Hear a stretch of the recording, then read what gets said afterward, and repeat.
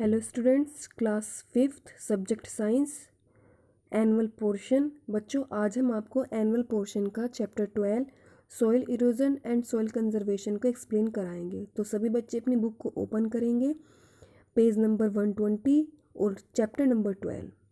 तो चलिए स्टार्ट करते हैं soil erosion and soil conservation. बच्चों, इस चैप्टर में आपको सॉइल के बारे में बताया जाएगा कि सॉइल इरोजन क्या होता है, सॉइल कंजर्वेशन क्या होता है, सॉइल कैसे बनती है, इन सब के बारे में आपको बताया जाएगा। तो सबसे पहले आता है soil is found on the upper most layer of the earth. भाई, जो सॉइल होती है वो अर्थ की अपर मोस्ट लेयर में प्रेजेंट होती है। It consist of a mixture of weathering rock that has been finally ground into powder by the weathering effect of air, wind and water. जो सोयल होती है वो हमारी अर्थ की अपर मोस्ट लेयर होती है, जिसमें जो मिक्सचर होती है वेदरिंग रॉक्स का, और फाइनली ग्राउंड में क्या एक पाउडर के रूप में ये हमें मिलती है। किसके इफेक्ट के द्वारा? इसमें कुछ इफेक्ट्स पड़ते हैं, वेदरिक इफेक्ट होते हैं, जिसमें एयर का, विंड का, वाटर का। इन इफेक्ट के जरिए ये सोयल हमारी तैयार होती है। आगे, it contains a variety of living and dead life forms too. और इसमें कुछ वेराइटी भी इंक्लूड होती हैं, कुछ लिविंग होती हैं और कुछ डेड लाइफ भी इसमें मिक्स होती हैं। आगे आ जाए, soil also contain nutrients needed by the plants to survive. भाई, जो सोइल में जो न्यूट्रिएंट्स प्रेजेंट होते हैं प्लांट्स को सर्वाइव करने के लिए उनकी बहुत ज़्यादा ज़रूरत होती है। और कुछ एरियाज़ ऐसे होते हैं जैसे कि desert have very poor soil, और डेजर्ट एरिया में बहुत ही कमज़ोर सोइल होती है। ठीक है। Rain forest have rich soil. जो रेन फॉरेस्ट होती है उसमें क्या ज़्यादा से ज़्यादा सोइल होती है। अब आगे हम पढ़ेंगे फॉर्मेशन ऑफ सोइल। भाई, सोइल जो है वो किस प्रकार बनती है। ठीक है। Soil formation takes place over million of years in a number of ways. भाई, जो सोइल है, जब सोइल बनती है वो बहुत वर्षों पूर्व, बहुत वर्षों पहले दबी हुई जो मिट्टी होती है उसमें कुछ रॉक्स होती हैं, कुछ लिविंग प्लांट्स होते हैं, छोटे छोटे बैक्टीरिया वगैरह होते हैं, ये सभी इसमें प्रेजेंट होते हैं। अब इन्होंने कुछ एग्जाम्पल के रूप में बताया है, the sides of the mountains are sloping. कुछ साइड में कुछ माउंटेन्स होते हैं जो कि क्या होते हैं, स्लोपिंग, यानी कि स्लोप वाले होते हैं। ठीक है। So when it rains there rain water flow down the slope. भाई, जब बारिश होती है तो बारिश का जो पानी होता है उन स्लोप से बहकर वो नीचे ज़मीन पर आ गिरता है। It carries away small rock and minerals. और कुछ स्मॉल और छोटे छोटे जो पत्थर होते हैं वो और मिनरल्स, वो सभी उस पानी के बहाव के साथ उसमें मिक्स हो जाते हैं। जो नदियों का पानी होता है, ओशियन का पानी होता है, वो सभी इसमें मिक्स हो जाते हैं। Moisture, rain and changing temperature also break rock. और जो बारिश के कारण जो नमी आती है मिट्टी में, जो टेम्परेचर में जो चेंज होता है वो रॉक्स को क्या कर देता है, तोड़ देता है। When water freeze, it expand rock and soil that hold water crack when the water freeze and expand। और फिर क्या होता है, जब बारिश पड़ती है, जब टेम्परेचर में चेंज हो जाता है तो वो जो पानी होता है वो मिट्टी के साथ मिलकर, छोटे छोटे पत्थर मिलकर वो आपस में बदल जाते हैं मिट्टी के रूप में। Also there are tiny living organism. और उसमें कुछ टीनी लिविंग ऑर्गेनिज्म भी प्रेजेंट होते हैं जैसे कि बैक्टीरिया। और वो क्या करते हैं, कुछ डेड लीव्स होती हैं जो कि प्लांट्स की होती हैं, कुछ डेड एनिमल्स होते हैं वो भी उसमें मिक्स हो जाते हैं। और जिससे इसमें क्या होता है, ये फॉर्म जो बना लेते हैं, ये एक फॉर्म बन जाती है ह्यूमस की। किसकी फॉर्म बन जाती है, ह्यूमस की, जो कि सोइल की फर्टिलिटी को बढ़ाती है।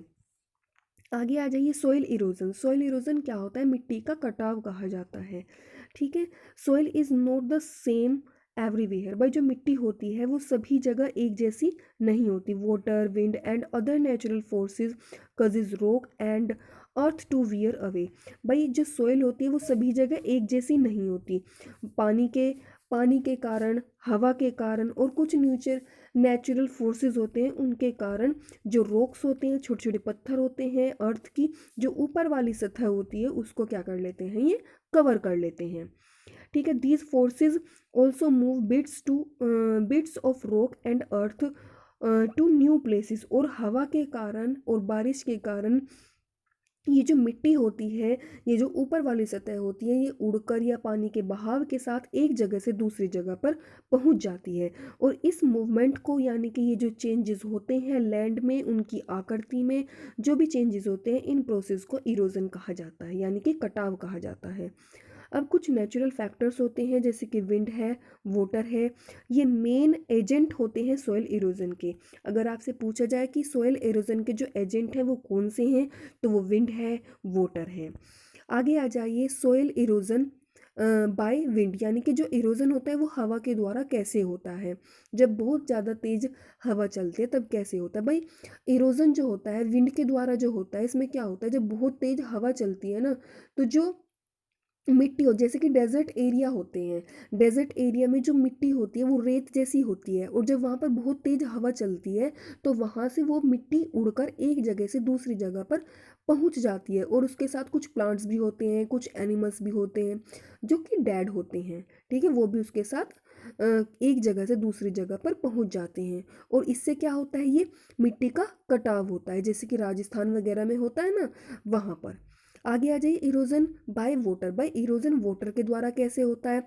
आपने देखा होगा जब कभी बहुत तेज बारिश होती है, यानी कि हैवी रेनफॉल होता है, तो उस जगह जब पानी बहुत तेजी से पड़ेगा तो वहाँ पर मिट्टी के क्या हो जाते हैं, पानी से जब जिस जगह पानी पड़ता है वहाँ पर कुछ निशान बन जाते हैं, कुछ गहराई आ जाती है, जिससे को क्या बोलते हैं, मिट्टी का कटाव बोलते हैं। और ये पानी इकट्ठा होकर, यानी कि नदियों का या ओशंस का, ये पानी सब इकट्ठा होकर एक दूसरी जगह पर पहुँच जाता है, यानी कि जो पर्वतों से जो पानी स्लोप होकर जो नीचे आता है, वहीं पर वो क्या कर रहे हैं, मिट्टी का कटाव बना देते हैं। जैसे कि आप डायग्राम में भी देख रहे होंगे, सॉइल इरोजन हो रहा है, विंड के द्वारा हो रहा है, एक वाटर के द्वारा, दोनों डायग्राम में ये चीज़ शो है।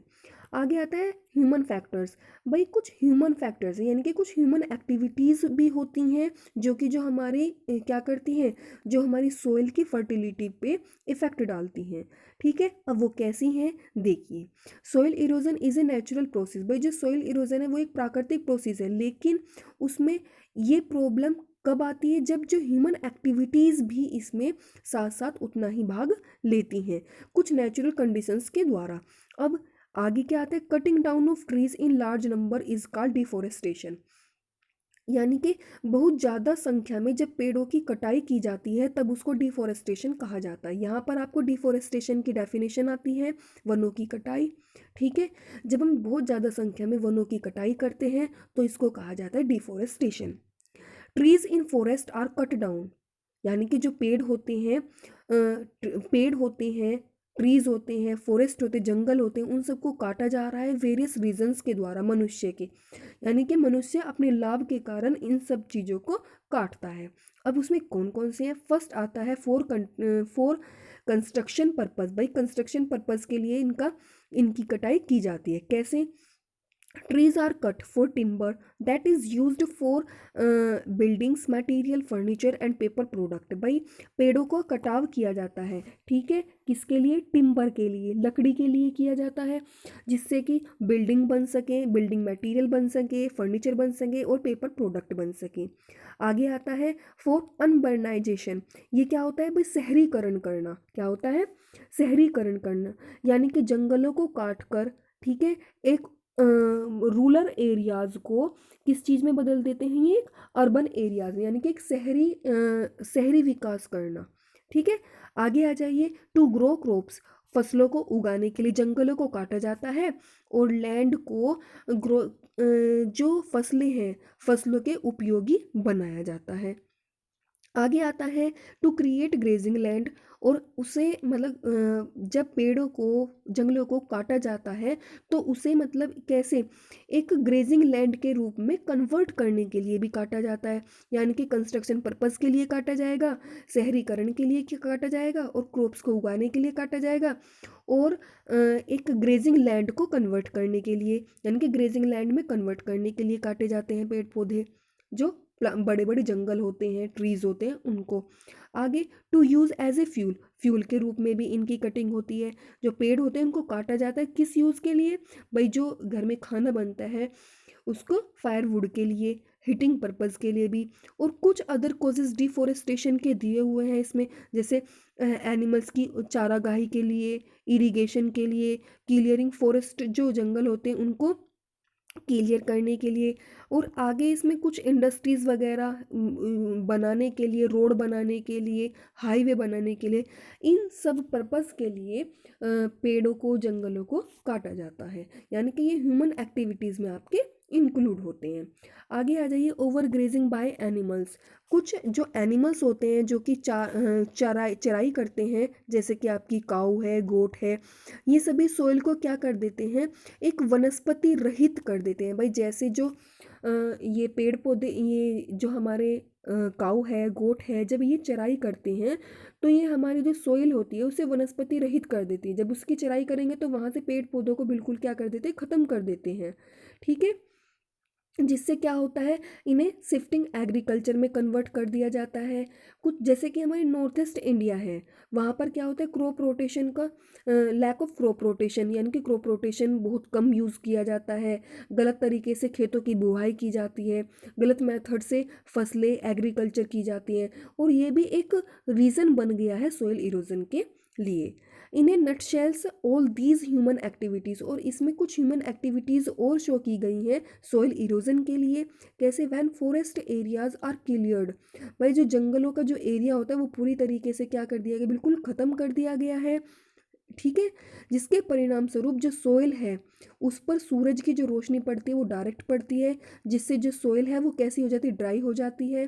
ठीक है, in addition when there is rainfall, और जब बारिश उसमें ऐड होती है, बारिश जब उसमें बहुत तेज़ी से बारिश आती है या बारिश पड़ेगी, तो जो वहाँ की सोइल है, वहाँ उस सोइल में जितने भी न्यूट्रिएंट्स होते हैं वो सब क्या हो जाते हैं, धुल जाते हैं, वॉश हो जाते हैं। This way large tracks of land, और ये सबसे बहुत बड़ी समस्या होती है सोइल इरोजन के लिए। आगे आ जाइए, सोइल कंजर्वेशन। भाई सोइल कंजर्वेशन में क्या होता है, soil conservation just soil erosion का अपोजिट होता है। मतलब कैसे कि भाई हम सोइल को कैसे बचा सकते हैं, ऐसे वो कौन कौन से तरीके हैं जिनसे हम सोइल को बचा सकते हैं, मतलब किस चीज़ को, यानी कि सोइल इरोजन से अपनी सोइल को कैसे बचा सकते हैं, सोइल कंजर्वेशन। अब ये कैसे होगा, soil is one of the most important natural resources. भाई जो सोइल है वो मोस्ट इम्पोर्टेंट नेचुरल रिसोर्सेज होता है। ठीक है, हमें इसकी जो है प्रोटेक्ट करनी चाहिए, किससे, इरोजन से इसे बचाना चाहिए। और कुछ सोइल कंजर्वेशन के कुछ मेथड्स इसमें नीचे दिए गए हैं। सबसे पहला है प्लांट ट्रीज। प्लांट ट्रीज क्या है भाई, अभी आपने एक इसमें डेफिनेशन पढ़ी थी कि जब हम बहुत ज़्यादा संख्या में प्लांट्स की कटाई करते हैं तो उसको डिफॉरेस्टेशन कहा जाता है, और एफॉरेस्टेशन जस्ट इसके अपोजिट होता है। मतलब कि भाई अब जब हम ज़्यादा से ज़्यादा संख्या में पेड़ पौधों को लगाएं, ठीक है, तो वो क्या होता है, एफॉरेस्टेशन कहलाता है, यानी कि प्लांटिंग करना ट्रीज की। आगे ट्रेस फार्मिंग। ट्रेस फार्मिंग क्या होता है, trace farming is one of the best method of soil conservation. भाई ये सबसे बहुत अच्छा तरीका होता है सॉइल कंजर्वेशन का हिली एरियाज़ में। इसमें क्या होता है, a terrace is a step cut on a hilly cultivated areas. इसमें क्या, इसमें हिली एरियाज होते हैं उनको एक स्टेप के रूप में कट किया जाता है। ठीक है, कट किया जाता है और एक बांध के रूप में इन्हें तैयार कर दिया जाता है। ठीक है, जिससे कि this structure prevent in rapid run of water with soil on हिली, जो कि पर्वतों से, हिली एरिया से जो पानी का बहाव आता है उससे होने वाले सॉइल इरोजन को हम बचा सकें, सॉइल इरोजन से अपनी सॉइल को हम सेव कर सकें, बचा सकें। आगे इसमें आपको डायग्राम में दिखाया भी गया है, देखो कुछ बच्चे हैं जो प्लांटिंग कर रहे हैं प्लांट्स की, और यहाँ पे ट्रेस फार्मिंग दिया हुआ है, एक स्टेप के रूप में ये इनों की कटिंग की गई है। ठीक है, आगे आता है क्रॉप रोटेशन। क्रॉप रोटेशन क्या होता है, फसल का चक्रीकरण। फसल का चक्रीकरण मतलब भाई फसल को क्या करते हैं, कुछ लोग ऐसे करते हैं कि एक ही फसल को लगातार अपनी खेतों में बोते रहते हैं। उससे क्या होता है, सोइल की जो फर्टिलिटी है वो डिक्रीज हो जाती है। ठीक है, और सोइल कैसी हो जाती है, बंजर हो जाती है, यानी कि वही सोइल इरोजन होता है।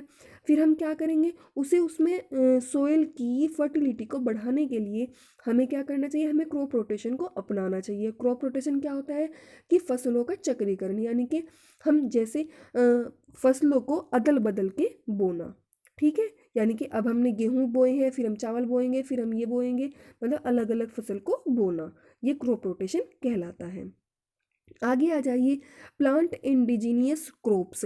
अब क्या था, जो प्लांटिंग होते हैं भाई, native crops benefits the soil, भाई सोइल के लिए जो हमारी देसी फसलें होती हैं वो भी बेनिफिट देती हैं।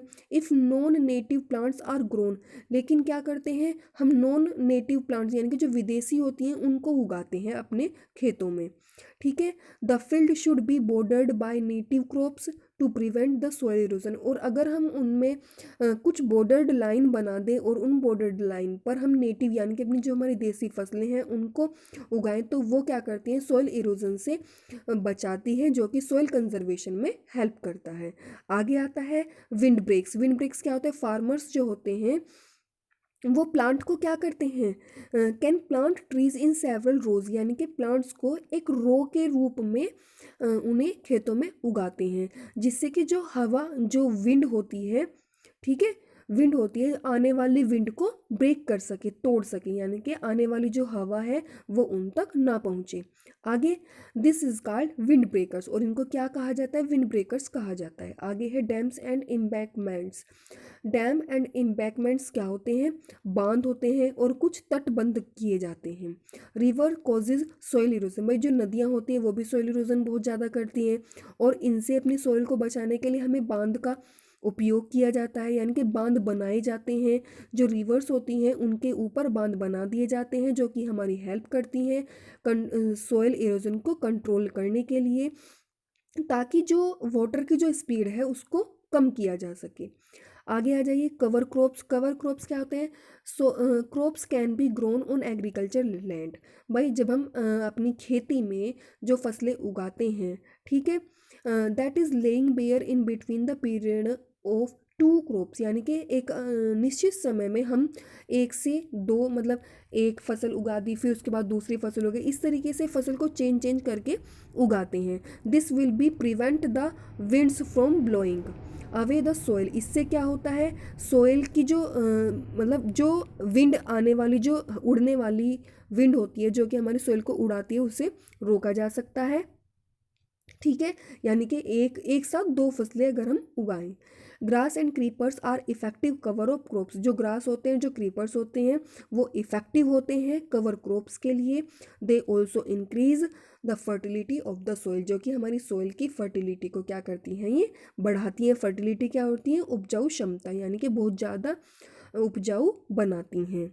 ठीक है बच्चों, आई होप आपको ये चैप्टर समझ आया होगा, और अगर कुछ चीज़ ऐसी है जो आपको समझ नहीं आई है तो वो आप मुझे मैसेज में डाल देना, मैं उसको सॉल्यूशन करूँगी उसका। ओके बच्चों, थैंक यू सो मच।